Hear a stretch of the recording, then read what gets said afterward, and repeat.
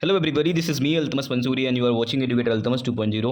सो future officers, आज इस video में हम बात करने वाले हैं पाषाण काल के बारे में। ठीक है, स्टोन एज के बारे में यहाँ पे बात करेंगे। तो मेरे प्यारे साथियों, इस वीडियो को बहुत आराम से देखेंगे दोस्तों। डैम श्योर यहाँ से एक दो क्वेश्चन जरूर से जरूर देखने को मिल जाते हैं हर एक एग्जाम में। ठीक है, तो मेरे प्यारे साथियों, आप यहाँ पे देखेंगे कि जो हिस्ट्री है, आप हिस्ट्री को दोस्तों इस प्रकार से बांट सकते हैं। ठीक है, यहाँ पे देखेंगे हिस्ट्री को आप तीन प्रकार से बांट सकते हैं कि प्राग ऐतिहासिक, आद्य ऐतिहासिक और ऐतिहासिक काल। ठीक है, प्राग ऐतिहासिक काल वह काल होता है मेरे प्यारे साथियों जहां पे दोस्तों हमें कोई भी रिटन स्ट्रक्चर नहीं मिलता है। ठीक है, कुछ लिखा हुआ नहीं मिलता है।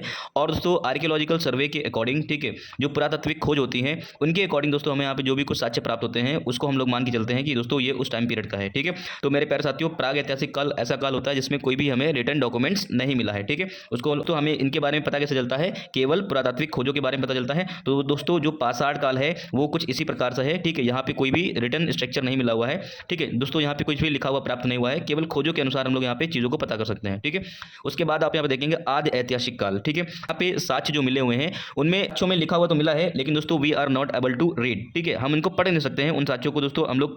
उन साक्ष्यों को दोस्तों अभी तक हम लोग डिकोड नहीं कर पाए हैं। तो दोस्तों जो हड़प्पन सिविलाइजेशन है, ठीक है, जो इंडस वैली सिविलाइजेशन है दोस्तों, वहाँ पे जो हमें साक्ष्य प्राप्त हुए हैं उनमें लिखा हुआ तो मिला है, लेकिन हम उसको अभी तक यहाँ पे डिकोड नहीं कर पाए हैं। ठीक है, ऐतिहासिक काल दोस्तों किसको बोलते हैं, ठीक है, जिसमें दोस्तों हमें लिखा हुआ प्राप्त हुआ है और हम लोग उसको पढ़ भी पाए हैं। ठीक है दोस्तों, ये वैदिक टाइम पीरियड का दोस्तों एरा कहलाता है। ठीक है, फिर मेरे प्यारे साथियों यहाँ पे देखेंगे फिर मेरे प्यारे साथियों आज हम लोग बात कर लेते हैं पाषाण काल के बारे में। ठीक है, जिसको हम लोग यहाँ पे बोलते हैं प्राग ऐतिहासिक काल। ठीक है, इसको दोस्तों ये खोज किसने की है, रॉबर्ट ब्रूसफुट ने की है। किसने की है, रॉबर्ट ब्रूसफुट ने की है। ठीक है, इसके बाद यहाँ पे देखेंगे जर्गेनस थॉमसन। क्या आप इसको दोस्तों थॉमसन के नाम से भी क्वेश्चन पूछा गया है। ठीक है, 1820 में, कब, 1820 में जर्गेनस थॉमसन के द्वारा। ठीक है, जर्गेनस थॉमसन के द्वारा, ठीक है, प्राग ऐतिहासिक काल को दोस्तों क्या बोला गया, स्टोन एज बोला गया, पाषाण काल कहा गया। ठीक है, इन्होंने क्या किया दोस्तों, इसको तीन रूप से विभाजित किया है। ठीक है, इसको यहाँ पे तीन रूप से विभाजित किया है, पाषाण काल, कांस्यकाल और लौह युग। ठीक है दोस्तों, लौह युग में क्या किया उन्होंने, इसको डिवाइड किया है। ठीक है दोस्तों, जो लौह युग है, आयरन एज जिसको हम लोग बोलते हैं, जिसके जो साक्ष्य प्राप्त हुए हैं दोस्तों वो उत्तर वैदिक काल के हैं। कब है, उत्तर वैदिक काल के हैं। ठीक है, जो कांस्य है,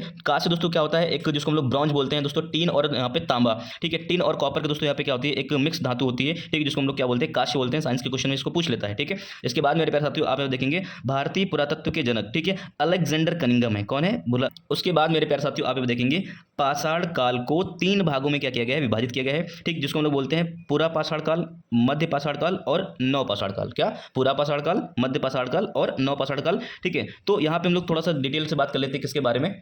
तो मेरे प्यारे साथियों हम लोग बात कर लेते हैं यहाँ पे पूरा पाषाण काल के बारे में। ठीक है, इसका जो टाइम पीरियड हम लोग कैलकुलेट करके चलते हैं, कहते हैं कि 25 लाख बीसी। ठीक है, ईसा मसीह के जन्म के 25 लाख पहले से लेकर के दोस्तों 10,000 बीसी, 10,000 बीसी के बीच का जो टाइम पीरियड रहा है वो क्या रहा है, पूरा पाषाण काल का दोस्तों टाइम पीरियड कहलाता है। ठीक है, अब दोस्तों यहाँ पे आप देखेंगे जो पूरा पाषाण काल है, ठीक है, तो अगर इसको क्लिक करेंगे तो इसको आप देखेंगे दोस्तों इसको देखेंगे पूर्व पूरा पाषाण काल, मध्य पूरा पाषाण काल, ठीक है, उच्च पूरा पाषाण काल। इसको यहाँ पे तीन रूप से क्या किया गया है, विभाजित किया गया है। इसको आप यहाँ पे देख रहे हैं, तीन तरह से क्या किया गया है, इसको विभाजित किया गया है। ठीक है, इसके बाद यहाँ पे देखेंगे, के बाद आप यहाँ पे देखेंगे जो पूरा पाषाण काल के लोग होते थे, ठीक है, उनको आदिमानव कहते थे। क्या कहते थे, आदिमानव कहते थे। ठीक है, अब इनके बारे में थोड़ा सा जानने की कोशिश करते हैं दोस्तों। इनको आखेट कहा गया है। क्या कहा गया है, आखेट कहा गया है। आखेट का मतलब क्या होता है, शिकारी। ठीक है, इनका जो खान पीन था वो टोटल किसके ऊपर डिपेंड करता था, शिकार के ऊपर डिपेंड करता था। ठीक है दोस्तों, ये लोग क्या करते थे, खाद्य संग्रह करते हैं। क्या करते थे, खाद्य संग्राहक के रूप में थे। खाद्य संग्राहक का मतलब क्या है, ये किसी एक पर्टिकुलर जंगल या स्थान पर रुकते थे। ठीक है, जब तक उनको यहाँ पे खाने पीने की चीजें मिलती थी, प्राप्त होता था दोस्तों, वहां से रुके।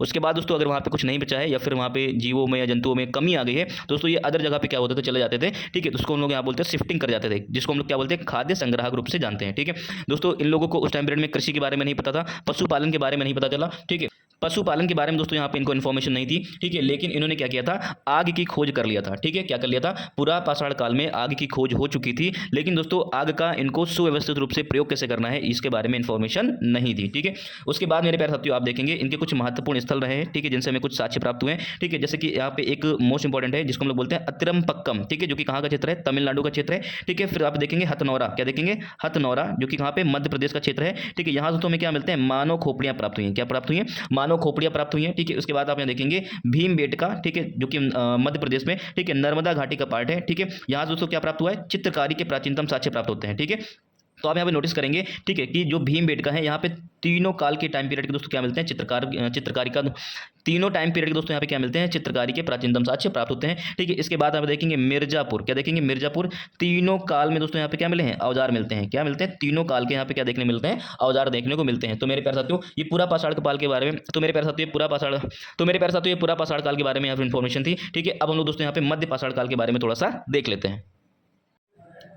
मेरे प्यारे साथियों आप यहाँ पे देखेंगे मध्य पाषाण काल, ठीक है, इसका दोस्तों जो टाइम पीरियड रहा है वो 10,000 बीसी से लेकर के 4,000 बीसी के टाइम पीरियड तक रहा। ठीक है, बीसी का मतलब क्या होता है, बिफोर क्राइस्ट। ठीक है, आप यहाँ पे देखेंगे, इसमें आप देखेंगे आखेट शिकार अभी भी करते थे लोग, खाद्य संग्रह दोस्तों ये अभी भी थे। ठीक है, लेकिन दोस्तों इस टाइम पीरियड में इनको क्या हुआ था, पशुपालन की क्या कर दी थी, शुरुआत कर दी थी। ठीक है, आपको इसके पहले वाले मैंने बताया था, ठीक है, पूरा पाषाण काल में कि वहाँ पे पशुओं के पालन के बारे में और कृषि के बारे में इन्फॉर्मेशन इन लोग को नहीं थी। लेकिन आप यहाँ पे नोटिस करेंगे मध्य पाषाण काल में इनको क्या हो गया, ठीक है, पशुपालन की यहाँ पे क्या कर दी, उन्होंने शुरुआत कर दी। और जो पहला पशु जो उन्होंने पाला था उसको बोलते थे कुत्ता, क्या बोलते थे, डॉग के यहाँ पे पाला था। ठीक है, अब यहाँ पे देखेंगे मैंने आपको बताया था पूरा पाषाण काल में कि आगे की खोज तो हो चुकी थी, लेकिन दोस्तों यहाँ पे आप देखेंगे आग का प्रयोग इनको कब आया, मध्य पाषाण काल टाइम पीरियड में आया। ठीक है, इनको टेम लग गया। ठीक है ठीक है, इसके बाद यहाँ पे देखेंगे, उसके बाद दोस्तों यहाँ पे कुछ इनके महत्वपूर्ण स्थल रहे हैं। ठीक है, जिसको हम लोग बोलते हैं चौपनी मांडो। ठीक है, चौपनी मांडो दोस्तों उत्तर प्रदेश का है। यहाँ दोस्तों क्या मिलते हैं, मृद भांड प्राप्त होते हैं। मृद भांड का मतलब क्या है, मिट्टी के बर्तन। ठीक है, फिर आप यहाँ पे देखेंगे सराय नाहर। ठीक है, सराय नाहर राय, क्या, सराय नहराय। फिर मेरे पास तो आप देखेंगे सराय नहराए। ठीक है, कहाँ पे है, यूपी का ही हिस्सा है। ठीक है, इसके बाद आप देखेंगे बागौर, यहाँ पे देखेंगे आदमगढ़। बागौर दोस्तों राजस्थान और आदमगढ़ दोस्तों यहाँ पे क्या है, मध्य प्रदेश में है। ठीक है, यहाँ पे दोस्तों क्या मिलते हैं, पशुपालन के क्या मिलते हैं, साक्ष्य मिलते हैं। क्या मिलते हैं, पशुपालन के क्या मिलते हैं, साक्ष्य मिलते हैं। इसके बाद आप यहाँ पे देखेंगे, ठीक है, नौ पाषाण काल, क्या, नौ पाषाण काल। ठीक है, इसका जो टाइम पीरियड कहलाता है वो कब का कहलाता है, 10,000 बीसी से लेकर के 1,000 बीसी तक की। ठीक है, अब यहाँ पे नोटिस करेंगे दोस्तों, आप यहाँ पे नोटिस करेंगे इनको यहाँ पे अब कृषि के बारे में पता चल चुका था, पहिए की दोस्तों यहाँ पे खोज हो चुकी थी, और दोस्तों ये लोग अब यहाँ पे एक सामाजिक व्यवस्था के रूप में क्या कर रहे थे, अपना जीवन यापन करने लगे थे। ठीक है, तो कृषि दोस्तों ये करने लगे थे। अब एक बात बताओ, अगर ये कृषि कर रहे हैं तो इनको वहां पे परमानेंट बसना पड़ेगा। ठीक है, और अपनी बस्ती बना करके रहना ही पड़ेगा। ठीक है, तो दोस्तों जब यहाँ पे ये बस जाते थे तो दोस्तों अगर कृषि कर रहे हैं तो इसका मतलब कृषि को छोड़ के नहीं चले जाएंगे। तो इसका स्वाभाविक से मतलब है कि यहाँ पे एक इनका क्या होगा, एक स्थायी निवास होगा। क्या होगा, स्थायी निवास होगा। तो नौ पाषाण काल में दोस्तों इन लोगों ने क्या कर दिया, स्थायी निवास करना स्टार्ट कर दिया। ठीक है, इसके बाद आप देखेंगे कृषि पशुपालन की दोस्तों यहाँ पे क्या हो गई, शुरुआत हो गई। पशुपालन आपको मैंने पहले बता दिया था कि मध्य पाषाण काल में क्या हुआ था, पशुपालन की शुरुआत हो चुकी थी, कुत्ता पहले पाला गया था। ठीक है, आप यहाँ पे देखेंगे कृषि दोस्तों यहाँ पे क्या स्टार्ट हो जाती है, नौ पाषाण काल में स्टार्ट हो जाती है। ठीक है, बहुत अच्छे समझेंगे, आसानी से इनको सब कुछ दिमाग में चल जाएगा।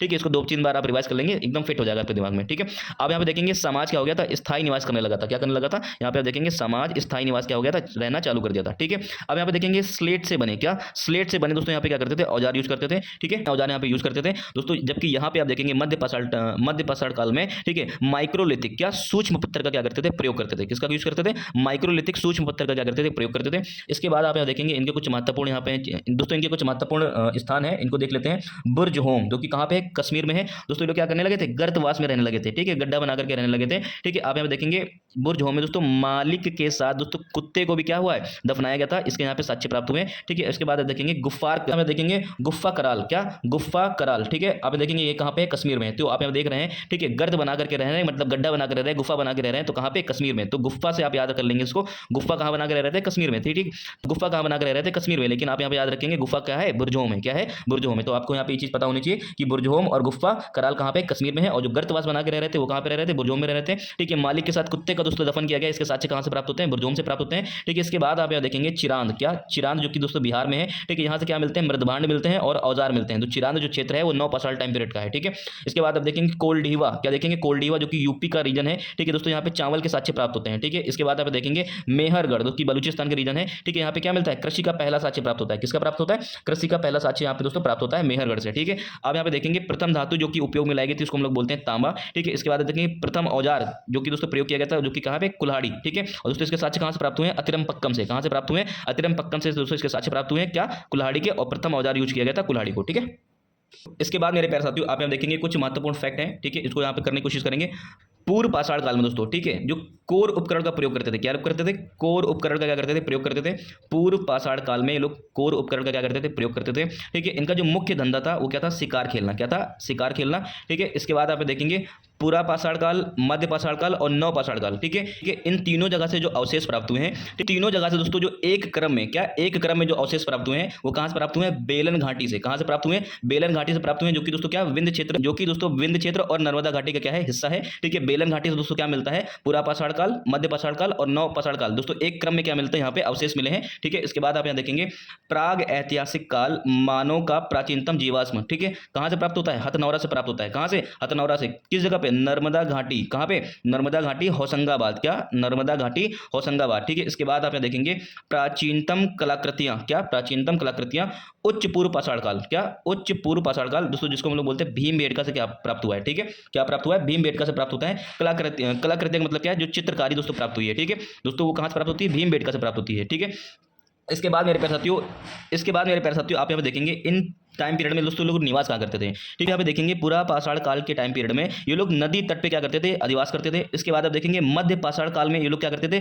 शैल क्रम हुए हैं, चट्टाने हैं, उनमें जाकर के दोस्तों ये बस जाते थे। ठीक है, आप यहाँ पे देखेंगे नव पाषाण काल में, कब? नव पाषाण काल में गर्तवास बना करके रहते थे, जैसे आपने एग्जाम्पल देखा बुर्ज होम। ठीक है, ताम्र पाषाण काल में दोस्तों ये लोग क्या बनाते थे? कच्चे व पक्के मकान बनाकर रहते थे। ताम्र मतलब यहाँ पे देखेंगे कॉपर एज। ठीक है, कॉपर एज का मतलब आप देख रहे हैं इंडस वैली सिविलाइजेशन में, आपको पता होगा कच्चे पक्के मकान बना के रहा जाता था। ठीक है, तो इससे यहाँ पे सारी चीजें क्या हो रही? क्लियर हो रही कि पूरा पाषाण काल में लोग नदी के तट पर, मध्य पाषाण काल में शैलाश्रम में रहते थे, नव पाषाण में दोस्तों गर्तवास में और ताम्र पाषाण काल में कच्चे पक्के मकान बना करके रह रहे थे। ठीक है, इसके बाद मेरे प्यारे साथियों आप ये देखेंगे कोपेनहेगन संग्रहालय की सामग्री से पाषाण दोस्तों stone age, iron age and bronze age. ठीक है, पाषाण काल, लौह काल और कांस्य काल, दोस्तों इनके यहाँ पे देखेंगे त्रियुगी विभाजन। क्या? त्रियुगी विभाजन किसने किया है? आपको भी मैंने पहले बताया था, थॉमसन ने किया। किसने किया है? थॉमसन ने किया है। ठीक है, दक्षिण भारत की वृहद पाषाण समाधियां। ठीक है, दक्षिण भारत में, ठीक है, जो बहुत ज्यादा समाधियां प्राप्त हुई हैं। ठीक है, वृहद पाषाण समाधियां संबंधित है दोस्तों किससे? आयरन एज से। किससे संबंधित है? लौह काल से संबंधित है। ठीक है, इसके बाद आप देखेंगे ताम्र पाषाणिक मालवा सांस्कृतिक स्थल। क्या? मालवा सांस्कृतिक स्थल दोस्तों कहां पे मिला है? मध्य प्रदेश में नवदा टोली। ठीक है दोस्तों, इसका उत्खनन किसने किया है? H D Sankalia. दोस्तों इसका उत्खनन किसने किया है? एच डी सांकालिया ने किया है। दोस्तों इसका उत्खनन किसने किया है? एच डी सांकालिया ने किया है। दोस्तों इंपॉर्टेंट है। ठीक है, इसको आप यहाँ पे अच्छे से याद कर लेंगे। एच डी सांकालिया क्या है? इन्होंने नवदा टोली मध्य प्रदेश में क्या किया है? ताम्र पाषाणिक मालवा संस्कृति स्थल की क्या किया है? उत्खनन किया है। ठीक है, इसके बाद आप यहाँ पे देखेंगे इनाम गांव। क्या? इनाम गांव, जो कि इनाम गांव। ठीक है, जारवे ताम्र पाषाण काल स्थल है, जो कि कहां पे? महाराष्ट्र और पुणे में है। ठीक है, इसके बाद आप देखेंगे लौह धातु के प्राचीनतम प्रमाण। ठीक है, कहां से मिले? अतरंजी खेड़ा यूपी एटा में। कहां पे? अतरंजी खेड़ा यूपी एटा में लौह धातु के प्राचीनतम प्रमाण मिले हैं। फिर मेरे प्यारे साथियों आप देखेंगे जो पालतू भैंस हैं, ठीक है, वो कहाँ से प्राप्त हुए? इनके साथ मेहरगढ़ से। क्या? पालतू भैंस कहाँ पाली जाती थी? मेहरगढ़ में। झील किनारे प्रारंभिक कृषि वाला स्थल दोस्तों कौन सा है? लोहरा देव है, जो कि कहाँ पे दोस्तों? यूपी के संत कबीर नगर में। कहाँ पे? यूपी के संत कबीर नगर में। कौन सा है? यूपी के संत कबीर नगर में दोस्तों कौन है? पाषाण काल का लोहरा देव है, जहाँ पे क्या मिला? झील किनारे प्रारंभिक कृषि वाला स्थल है। ठीक है दोस्तों, विंध्य क्षेत्र में लोकहिया स्थान है दोस्तों, यहाँ पे क्या मिला है? मानव कंकाल, जो कि सर्वाधिक संख्या में मिले हैं। ठीक है, एक ही कब्र में 3 कंकाल दोस्तों कहाँ से मिले? दमदमा से मिले हैं, इसको आप याद रखेंगे। मध्य पाषाण काल में हड्डी के बने दोस्तों आभूषण कहाँ से मिलते हैं? मैदाहा से मिलते हैं। कहाँ से मिलते हैं? मैदाहा से मिलते हैं। ठीक है, इसके बाद आप देखेंगे सराय नहर और मैदाहा। ठीक है, गंगा घाटी के मध्य पाषाण काल सांस्कृतिक स्थल है। क्या? गंगा घाटी के मध्य पाषाण काल के सांस्कृतिक स्थल है कहाँ? सराय नहर और मैदाहा। ठीक है, इसके बाद आप देखेंगे कृषि सर्वप्रथम प्रारंभ हुई थी नव पाषाण काल में। आपको मैंने बताया था कि नव पाषाण काल में कृषि का प्रारंभ होता है और दोस्तों ये लोग एक समाज बना करके और स्थायी रूप से क्या करते हैं? निवास करते हैं। ठीक, इसके बाद आप देखेंगे मध्य पाषाण कालीन। ठीक है, वन्य धान दोस्तों कहाँ से? चौपानी। वन्य धान कहाँ पे? चौपानी। ठीक है, मांडो प्रयाग में। कहाँ पे? मांडो प्रयागराज में। कहाँ पे? मांडो प्रयागराज में, इसको आप याद रखेंगे। इसके बाद देखेंगे पशुपालन प्रारंभ हुआ दोस्तों कब? मध्य पाषाण काल में। आपको मैंने बताया था। ठीक है, सबसे पहले क्या पाला गया? कुत्ता पाला गया था। ठीक है, हड्डी की बनी मातृ देवी प्रतिमा दोस्तों कहां से मिलती है? बेलन घाटी मध्य प्रदेश में मिलती है, पश्चिम से पूर्व की तरफ। ठीक है, कुछ यहाँ पे क्षेत्र है पश्चिम से पूर्व की तरफ, इनको सजाना है दोस्तों। मैदाहा कहां पे? यूपी दोस्तों मैदाहा देखेंगे तो यूपी प्रतापगढ़ में है। ठीक है, लोकहिया कहां पे है? यूपी में है दोस्तों। आपको अभी मैंने बताया था कि लोकहिया के बारे में। ठीक है, लोकहिया के बारे में मैंने क्या बताया था? सर्वाधिक मानव कंकाल प्राप्त होते हैं विंध्य क्षेत्र में। ठीक है, तो आपको यहाँ पे पता चल रहा कि जो लोकहिया है वो उत्तर प्रदेश के मिर्जापुर रीजन का पार्ट है। क्या है? मिर्जापुर। और जो मैदाहा है वो उत्तर प्रदेश के कहाँ पे? प्रतापगढ़ में। ठीक है, फिर इसके बाद आप देखेंगे पेशरा बिहार में है। ठीक है, और यहाँ पे देखेंगे बीरमानपुर। क्या? बीरमानपुर दोस्तों वेस्ट बंगाल में है। ठीक है, इसको आप इसके बाद मेरे पैसा आप देखेंगे भीमबेटका की खोज किसने की थी? वीएस वाकनकर ने की थी। किसने की थी? वीएस वाकनकर ने की थी। ठीक है, इसके बाद दोस्तों जो भीमबेटका है यहाँ पे जो सर्वाधिक चित्र प्राप्त होते हैं वो किस टाइम पीरियड के हैं? मध्य पाषाण काल के हैं। कब के हैं? मध्य पाषाण काल के हैं, ठीक है। हालांकि यहाँ पे तीनों काल के मिलते हैं, ठीक है, तीनों काल के यहाँ पे चित्र मिलते हैं, लेकिन जो मैक्सिमम है वो कब के हैं? मध्य पाषाण काल के हैं भीमबेटका में, ठीक है। अब दोस्तों यहाँ पे देखेंगे भीमबेटका के अलावा और भी कुछ शैल चित्र हैं दोस्तों। भीमबेटका के अलावा और भी कई स्थान है जहाँ से शैल चित्र प्राप्त होते हैं दोस्तों। क्या हो गया? मिर्जापुर, ठीक है, पंचमढ़ी और सुंदरगढ़ से दोस्तों क्या होते हैं? शैल चित्र प्राप्त होते हैं। इसके बाद आप देखेंगे फलक संस्कृति, क्या के बाद आप देखेंगे फलक संस्कृति, ठीक है, मध्यपुरा पाषाणकालीन संस्कृति है। क्या है? मध्यपुरा पाषाणकालीन क्या है? संस्कृति है, ठीक है। दोस्तों आप यहाँ पे देखेंगे खोपड़ी का जीवाश्म, ठीक है, जो दोस्तों स्कल मिला था, ठीक है, कपाल मिला था, जिसको हम लोग क्या बोलते हैं? इसको दोस्तों होमो इरेक्टस भी कहा जाता है। क्या कहा जाता है? होमो इरेक्टस भी कहा जाता है दोस्तों। नर्मदा घाटी कहाँ से प्राप्त हुआ है? नर्मदा घाटी हथनौरा से दोस्तों क्या होते हैं? खोपड़ी के जीवाश्म मिले हैं, जिसको हम लोग क्या बोलते हैं? होमो इरेक्टस बोलते हैं, कपाल, ठीक है। आप यहाँ पे इस चीज को ध्यान रखेंगे, नर्मदा घाटी हथनौरा से, ठीक है। आई होप फ्यूचर ऑफिसर्स यहाँ पे हम लोग डिस्कस करने वाले हैं राजा राम मोहन राय के बारे में।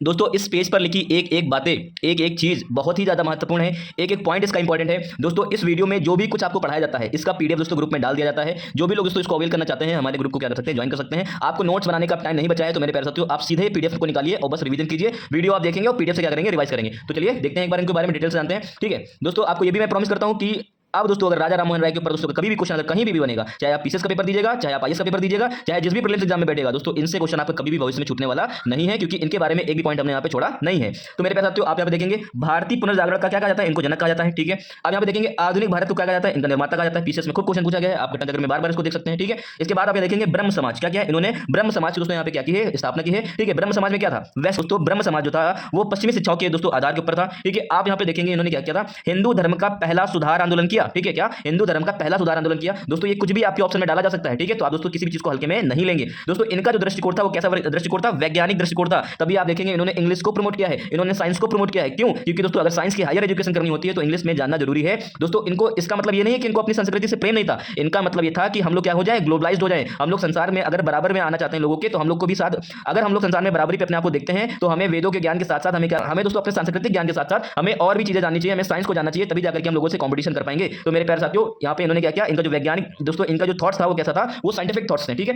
इसके बाद मेरे प्यारे साथियों आप यहाँ पे देखेंगे इन्होंने एकेश्वरवाद में क्या किया? विश्वास किया है, ठीक है। मतलब भगवान एक है, इसके कॉन्सेप्ट को इन्होंने आगे बढ़ाया, ठीक है। 1809 में, ठीक है दोस्तों, 1809 में इन्होंने किताब लिखी, उसका नाम क्या था? एकेश्वरवादियों को उपहार। क्या? एकेश्वरवादियों को उपहार, ठीक है। इसको आप याद रखेंगे। अब दोस्तों इन्होंने क्या किया? वेदों और उपनिषदों को, ठीक है, बंगाली में ट्रांसलेट किया था। याद करना इस चीज को आप, ठीक है। वेदों को और उपनिषदों को इन्होंने क्या किया था मेरे प्यारे साथियों? बंगाली लैंग्वेज में क्या किया था? ट्रांसलेट किया था। इसका मतलब इन्होंने मतलब मेरे प्यारे साथियों इन्होंने बंगाली लैंग्वेज को समर्थन किया है, ठीक है। इसके बाद मेरे प्यारे साथियों आप देखेंगे, ठीक है, 1814 में इन्होंने क्या किया? आत्मीय सभा की क्या की थी? स्थापना की थी, ठीक है। इसके कॉन्सेप्ट क्या थे ये समझते हैं। इन्होंने मूर्ति पूजा दोस्तों, इन्होंने मूर्ति पूजा का विरोध किया है। जाति प्रथा की दोस्तों कठोरता से क्या की? निंदा की है, ठीक है। रीति रिवाज जो रूढ़िवादी रीति रिवाज है उनका दोस्तों यहाँ पे इन्होंने विरोध किया है, ठीक है। आप तो इन्होंने किया क्या है? इन्होंने आप देखेंगे कि दूसरे धर्मों की उन बातों को भी ग्रहण किया जो कि दोस्तों हिंदू धर्म के क्या है? योग्य थी, ठीक है। क्या थी? हिंदू धर्म के योग्य थी। इसके बाद प्यारे साथियों 1820 में इन्होंने किया गया, 1820 में इन्होंने एक दोस्तों किताब थी न्यू टेस्टामेंट। क्या थी? न्यू टेस्टामेंट दोस्तों। न्यू टेस्टामेंट किताब से दोस्तों नैतिक और दार्शनिक मूल्यों को निकाल करके उनकी चमत्कारी कहानियों से दोस्तों क्या कर दिया? अलग कर दिया। क्या कर दिया? नैतिक जो कि मोरली और जो कि दोस्तों नैतिक और दार्शनिक संदेशों को क्या किया दोस्तों? ग्रैब कर लिया और दोस्तों इन्होंने क्या कर दिया? उनकी चमत्कारी कहानियों को दोस्तों क्या कर दिया? पृथक कर दिया, ठीक है। उसके बाद दोस्तों इनके जो नैतिक और दार्शनिक मूल्य थे,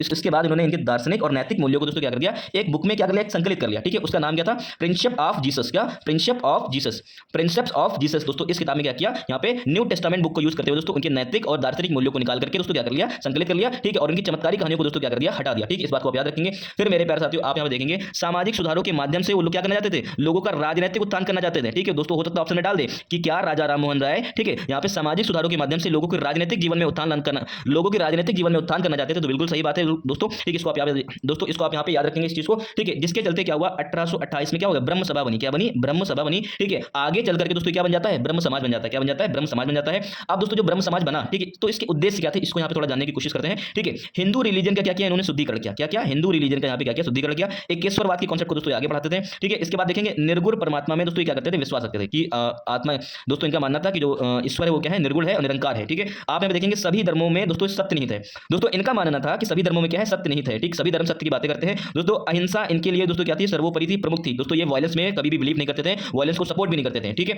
दोस्तों। आप यहाँ पे देखेंगे तो आप यहाँ पे नोटिस करेंगे क्या इतनी सारी चीजों को मिला करके क्या इनका कोई उद्देश्य नए धर्म का बनाना था? क्या दोस्तों ब्रह्म समाज नए धर्म को क्या कर रहा था? प्रमोट कर रहा था? नहीं मेरे प्यारे साथियों आप यहाँ पे ध्यान देंगे, ठीक है। नए धर्म का निर्माण नहीं किया, ठीक है। दोस्तों क्या कर रहा था? हिंदू धर्म का शुद्धिकरण कर रहा था। क्या कर रहा था? हिंदू धर्म का शुद्धिकरण कर रहा था। इस चीज को आप यहाँ पे याद रखेंगे। इसके बाद मेरे प्यारे साथियों आप यहाँ देखेंगे राजा राम मोहन राय, ठीक है। राजा राम मोहन राय का दोस्तों जो ब्रह्म समाज था, इनकी जो चीजें थी, इनके जो थॉट्स थे, ठीक है। राजा राधाकांत देव क्या एक रूढ़िवादी सोच के व्यक्ति थे जिनका नाम था राजा राधाकांत देव। ये क्या करते थे, राजा राम मोहन राय का क्या करते थे, कड़ा विरोध करते थे। क्या करते थे, कड़ा विरोध करते थे। उसके बाद मेरे प्यारे साथियों आप यहाँ पे देखेंगे 1833 में, ठीक है, ब्रिस्टल इंग्लैंड में दोस्तों इनकी क्या हो जाती है, मृत्यु हो जाती है। क्या हो जाती है, मृत्यु हो जाती है। तो मेरे प्यारे साथियों आपको राजा राम मोहन राय के बारे में इतनी सारी बातें पता चली, ठीक है। तो यहाँ पे दोस्तों और चीजों पे थोड़ा सा प्रकाश डालने की कोशिश करते हैं। प्यारे साथियों आप यहाँ पे देखेंगे ब्रह्म समाज का योगदान। क्या देखेंगे, ब्रह्म समाज का योगदान।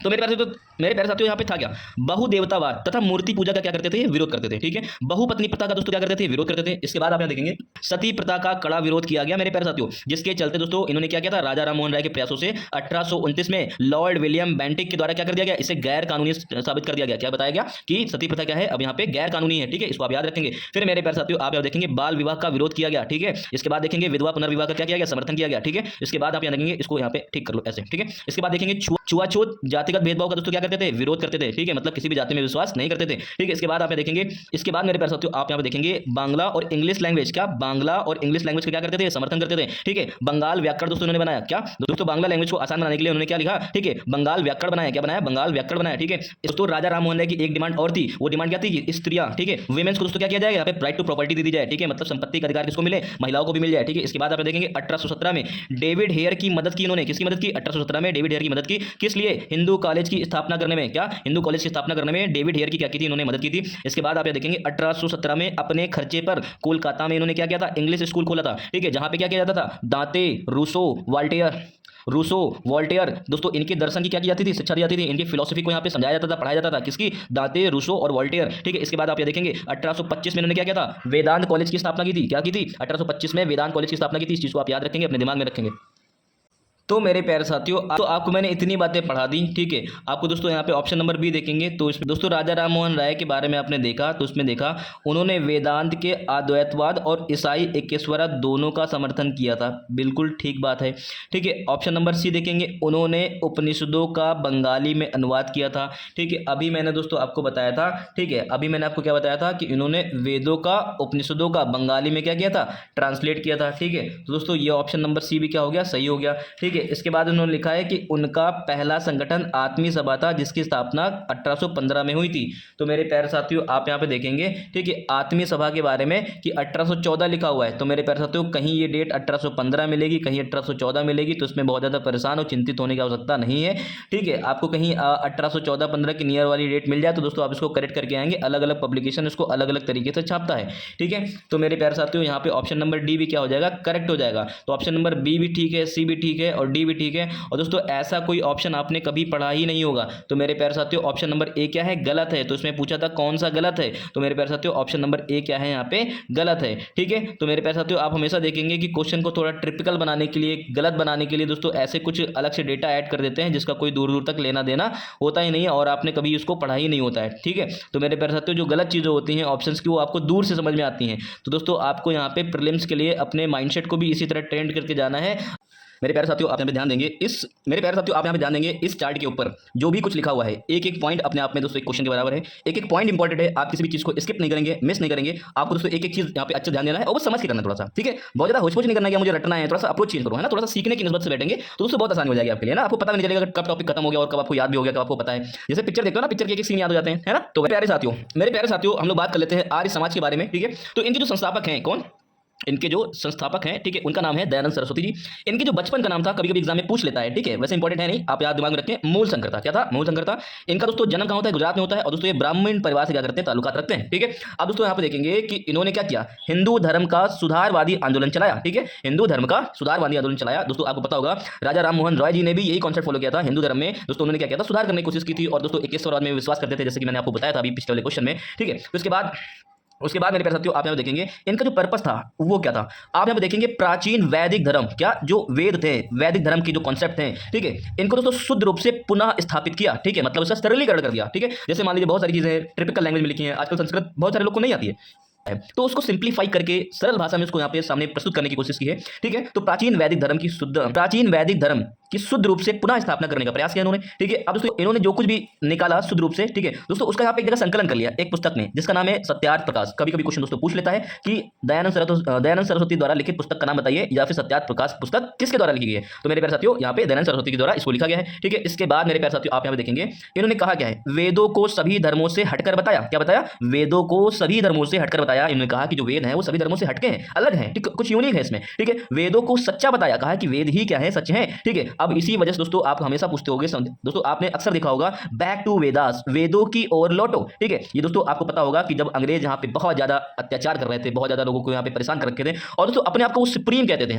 अंग्रेज जो है वो अपने आप को क्या बोलते थे, सुप्रीम समझते थे दोस्तों। और वो हमेशा दोस्तों इंडियन कल्चर्स की, ठीक है, इंडियन पुस्तक की, वेदों की दोस्तों क्या करते रहते थे, भर्त्सना करते थे, बुराई करते थे दोस्तों। लॉर्ड मैकाले आपको याद होंगे दोस्तों, ठीक है, जिन्होंने दोस्तों डाउनवर्ड थ्योरी ऑफ फिल्ट्रेशन दिया हुआ है कि दोस्तों जिन्होंने इंग्लिश एजुकेशन को बहुत ज्यादा इंडिया में प्रमोट किया था, उन्होंने दोस्तों कहा था कि जो वेद हैं वो इतने हल्के हैं कि जो हमारी लाइब्रेरी है उसके किनारे एक खाली स्लॉट में आ जाएंगे। ठीक है, इस तरह से करके दोस्तों, इस तरह से दोस्तों लॉर्ड मैकाले ने क्या किया था, बेइज्जती की थी वेदों को दोस्तों और इंडियन कल्चर्स को दोस्तों डिफेंड करने का प्रयास किया था। और दोस्तों खुद के बारे में, ठीक है, अपने आप को सुप्रीम बताना, और इंडियंस के दोस्तों, और इंडियंस के दिमाग में ये चीज को पिरो देना कि वी आर द सुप्रीम, ठीक है, हम ही श्रेष्ठ हैं दोस्तों। इसकी भावना को दोस्तों यहाँ पे तरीके के विचारों को क्या करते थे, इंकरेज करते थे, और इंडियंस में अपनी सुप्रीमेसी को मेंटेन करने का प्रयास करते थे। तो मेरे प्यारे साथियों, ठीक है, यहाँ पे दयानंद सरस्वती जी करते क्या है, उन्होंने कहा कि जो हमारे वेद हैं, इनका जो ज्ञान है वो इनसे ज्यादा है। ठीक है, इसी वजह से वो इंडियंस को प्रमोट करते थे और कहते थे बैक टू वेदास, वेदों की और लौट आओ। ठीक है, तो दोस्तों आई होप आपको ये सारी चीजें समझ में आई होंगी।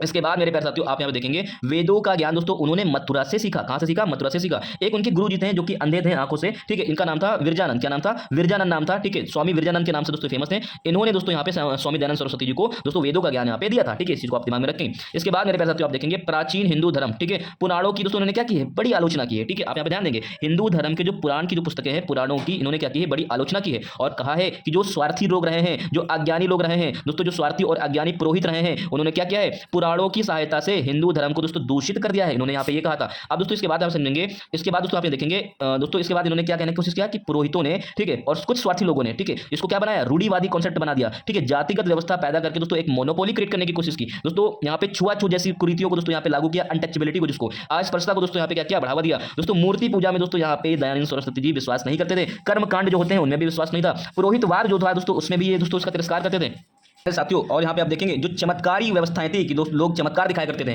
कि कहीं से धुआं निकाल दिया, कहीं से पानी निकाल दिया, ठीक है, लोगों को लुभाने की कोशिश करते थे, उसका भी ये दोस्तों क्या करते थे, खंडन करते थे। ठीक है, जीव हत्या के दोस्तों क्या करते थे, बहिष्कार करते थे। समुद्र यात्रा दोस्तों बहुत ज्यादा, समुद्र को रानी बोल करके दोस्तों समुद्र यात्रा पे यहाँ पे दोस्तों समुद्र यात्रा दोस्तों बड़ी ज्यादा फेमस थी। आपको पता होगा कि जो इंडियन सोल्जर्स हैं वो दोस्तों जो इंडियन सोल्जर्स थे वो ब्रिटिश नेवी को नहीं ज्वाइन करते थे। उनको मानना था कि जो नेवी ज्वाइन कर लेंगे तो वो समुद्र जो कि माँ के रूप में कंसिडर करते थे, देवी के रूप में दोस्तों कंसिडर करते थे, उनके ऊपर चलने जैसा हो जाएगा। तो दोस्तों समुद्र यात्रा को निषेध दोस्तों जो समुद्र यात्रा पुरोहितों द्वारा जिसको निषेध बताया जाता था दोस्तों, ये क्या करते थे, उसका भी यहाँ पे खंडन करते थे। ठीक है, आपको ये बात पता होनी चाहिए। ठीक है, उसके बाद दोस्तों आप यहाँ पे देखेंगे परंपरागत जाति प्रथा की दोस्तों क्या किया है, उन्होंने आलोचना किया है। ठीक है, इन्होंने कहा है कि जाति दोस्तों लोगों के जन्म से नहीं होना चाहिए। ठीक है, हायरार्की नहीं होनी चाहिए दोस्तों, उनके कर्मों के आधार पर दोस्तों यहाँ पे चीज होनी चाहिए। ठीक है, आपको दोस्तों पता होगा वैदिक काल में, ठीक है, जो जाति व्यवस्था थी दोस्तों कर्मों के आधार पर ही थी। ठीक है, लेकिन जब उत्तर वैदिक काल टाइम पीरियड आता है तो दोस्तों उसको क्या कर दिया गया था, दोस्तों जन्म के आधार पर कर दिया गया था। कहने का मतलब यह है इनडायरेक्टली इस पे मोनोपोली क्रिएट करना था। ठीक है, उसके बाद दोस्तों आप यहाँ पे देख रहे हैं इन्होंने मैरिज एज को भी डिफाइन किया है। उन्होंने कहा है लड़कों के लिए 25 साल और लड़कियों के लिए 16 साल की उम्र को दोस्तों यहाँ पे इन्होंने डिसाइड किया है। ठीक है, अब लड़कियों के लिए 16 साल को यहाँ पे डिसाइड कर दिया तो इसका मतलब ऑब्वियस सी बात है कि ये क्या करेंगे, बाल विवाह को समर्थन नहीं करेंगे। बाल विवाह का क्या करते थे, विरोध करते थे। ठीक है,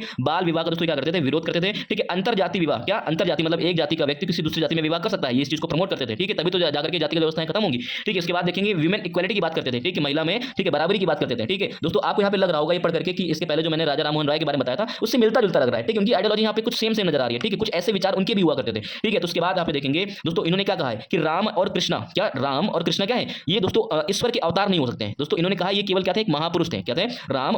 इन्होंने बताया कि राम और कृष्णा क्या है, केवल एक महापुरुष थे, ना कि ईश्वर का अवतार थे। ठीक है, उसके बाद आप देखना इन्होंने दोस्तों आपको पता है कि जो निम्न जाति के लोग होते हैं वो अक्सर क्या कर देते थे, अपने धर्म को छोड़ करके बौद्ध धर्म कहीं धारण कर लेते थे, कहीं जैन धर्म को धारण कर लेते थे, कहीं आजकल दोस्तों आप देखते हैं कि ईसाई धर्म को बहुत ज्यादा ज्वाइन किया जाता है शेड्यूल कास्ट के द्वारा। ठीक है, तो मेरे पास साथियों आप देखेंगे कि जो शुद्धि आंदोलन चलाया गया, ठीक है, उसमें यह कॉन्सेप्ट रखा गया कि जो भी लोगों ने हिंदू धर्म छोड़ दिया है, ठीक है, वो दोस्तों क्या कर ले, घर वापसी कर ले। ठीक है, और फिर से आकर के हिंदू धर्म को क्या कर ले, ज्वाइन कर ले। इसके चलते दोस्तों उन्होंने क्या कराया था, शुद्धि आंदोलन चलाया गया था। ठीक है, इस चीज को दोस्तों आप अपने दिमाग में रखेंगे। इसके बाद दोस्तों यहाँ पे देखेंगे जो आर्य समाज था इसका जो गठन हुआ था 1875 में हुआ था। इसका जो हेडक्वार्टर था दोस्तों मुंबई था। कहां पे था? मुंबई था दोस्तों। इसको यहाँ पे हेडक्वार्टर को बॉम्बे से कहां पे, लाहौर शिफ्ट कर दिया गया था। क्या कर दिया गया था? हेडक्वार्टर को लाहौर शिफ्ट कर दिया गया था। आप ये सारे पॉइंट अपने दिमाग में रखेंगे दोस्तों, अपने आप में बहुत ज्यादा महत्वपूर्ण है। चाहे लॉन्ग का क्वेश्चन आएगा, चाहे शॉर्ट का क्वेश्चन आएगा दोस्तों, आप सब कुछ यहाँ पे बना ले जाएंगे। ठीक है, इसके बाद दोस्तों चलिए और कुछ चीजों के बारे में डिस्कस कर लेते हैं।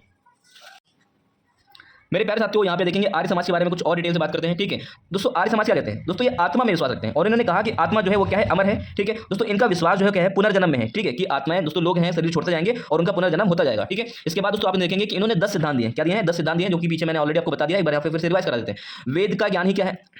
इन्होंने कहा दोस्तों वेद ही क्या है, ज्ञान का स्रोत है। पहला चीज, वेदों के आधार पर दोस्तों मंत्र पाठ करना। क्या जो मंत्र पाठ होता है वो किसके आधार पे? वेदों के आधार पे। और दोस्तों इन्होंने क्या किया, कर्म कांडों को दोस्तों क्या किया है, उसका बहिष्कार किया है। ठीक है, मूर्ति पूजा दोस्तों इन्होंने क्या कर दिया, इसको खंडन कर दिया है। तीर्थ यात्रा और अवतारवाद की, ये इनका अवतार हो गया, वो इनका अवतार हो गया, दोस्तों इनका क्या किया, इन्होंने विरोध किया है। दोस्तों कर्म के ऊपर ध्यान दिया है, पुनर्जन्म के ऊपर ध्यान दिया है। इसमें दोस्तों क्या करते थे, विश्वास करते थे कर्मों के आधार पे और पुनर्जन्म के आधार पे। ठीक है, इसके बाद देखते थे एक ईश्वरवाद को मानते थे, एक ईश्वर में विश्वास रखते थे, जैसे कि राजा राममोहन रॉय। विमेंस एजुकेशन को दोस्तों क्या करते थे, प्रमोट करते थे। चाइल्ड मैरिज को दोस्तों इन्होंने क्या किया, बहिष्कार किया है। ठीक है, बहुविवाह, क्या जो दोस्तों जो बहुत सारी शादियां लोग कर लेते थे, उसका भी दोस्तों इन्होंने क्या खंडन किया है। विडो रीमैरिज को दोस्तों इन्होंने क्या किया, बढ़ावा दिया है। ठीक है, विधवा पुनर्विवाह को उन्होंने बढ़ावा दिया है। ठीक है, और दोस्तों आप यहाँ देखेंगे हिंदी और संस्कृत। ठीक है, क्या हिंदी और संस्कृत जो लैंग्वेज है, इसको दोस्तों उन्होंने क्या किया, समर्थन किया है। ठीक है, आपको याद होगा राजा राममोहन राय के बारे में मैंने बताया था कि उन्होंने क्या किया था, बंगाली और इंग्लिश को। और दोस्तों इनके बारे में क्या याद रखेंगे, हिंदी और संस्कृत रखेंगे। ठीक है, क्योंकि दोस्तों इनका संबंध किससे रहा है, वेदों से रहा है। ठीक है, और जबकि राजा राममोहन राय थे वो क्या करते थे, वेस्टर्न एजुकेशन को क्या करते थे, सपोर्ट करते थे। दोस्तों आप यहाँ पे देखेंगे कुछ चीजें इसी से जुड़ी हुई, और दोस्तों आप यहाँ देखेंगे इससे जुड़ी कुछ चीजें आपको सामने नजर आएंगी। ठीक है, दोस्तों होता क्या है कि 1893 में जो आर्य समाज है वो खान पान के आधार पर और दोस्तों शिक्षा के आधार पर, क्या शिक्षा के आधार पर और खाने पीने के आधार पर दोस्तों क्या हो जाता है, दो गुटों में बढ़ जाता है।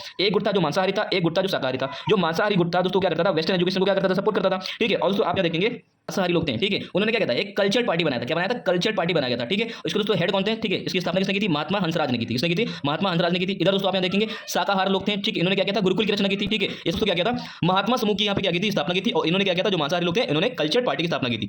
इसके बाद दोस्तों आप देखेंगे जो महात्मा समूह के लोग थे, ठीक है, वो किसकी लीडरशिप में आते थे, स्वामी श्रद्धानंद। कौन, स्वामी श्रद्धानंद। इसको आप याद रखेंगे, स्वामी श्रद्धानंद का संबंध किससे है, महात्मा समूह से है। और महात्मा हंसराज का संबंध किससे है, कल्चरल पार्टी से, जो कि दोस्तों क्या है, मांस वास खाते रहते थे लोग। ठीक है, और ये क्या करते थे, वेस्टर्न कल्चर को सपोर्ट करते थे, वेस्टर्न एजुकेशन को सपोर्ट करते थे। ठीक है, उसके बाद मेरे प्यारे साथियों आप यहाँ पे देखेंगे 1901 में, ठीक है, स्वामी श्रद्धानंद। ठीक है, अभी मैंने आपको बताया स्वामी श्रद्धानंद जो कि शाकाहारी थे। ठीक है, और दोस्तों इन्होंने गुरुकुल बनाया था। तो दोस्तों आप यहाँ देखेंगे गुरुकुल कांगड़ी, क्या गुरुकुल कांगड़ी विश्वविद्यालय की दोस्तों स्थापना की थी। किसने, दोस्तों स्वामी श्रद्धानंद ने की थी 1901 में। आप दोस्तों इस पॉइंट को याद रखेंगे, इंपॉर्टेंट हो सकता है। ठीक है, गुरुकुल कांगड़ी विश्वविद्यालय। ठीक है, स्वामी श्रद्धानंद 1901 में। इसके बाद आप देखेंगे जो कल्चर पार्टी के संस्थापक, ठीक है, महात्मा हंसराज जी ने, इन्होंने क्या किया दोस्तों, ओरिएंटल एंग्लो वैदिक कॉलेज का, ओरिएंटल एंग्लो वैदिक कॉलेज की क्या की थी, इन्होंने स्थापना की थी 1886 में। ठीक है, तो मेरे प्यारे साथियों आपने देखा कि मैंने आपको आर्य समाज से जुड़े जितने भी तथ्य हो सकते थे और जितने भी कॉन्सेप्ट हो सकता था, फैक्ट हो सकता था, मैंने प्यारे साथियों सब कुछ आपको बता दिया। अब दोस्तों इससे कोई भी क्वेश्चन आएगा भविष्य में आपका छूटेगा नहीं, ये मेरा आपका प्रॉमिस है।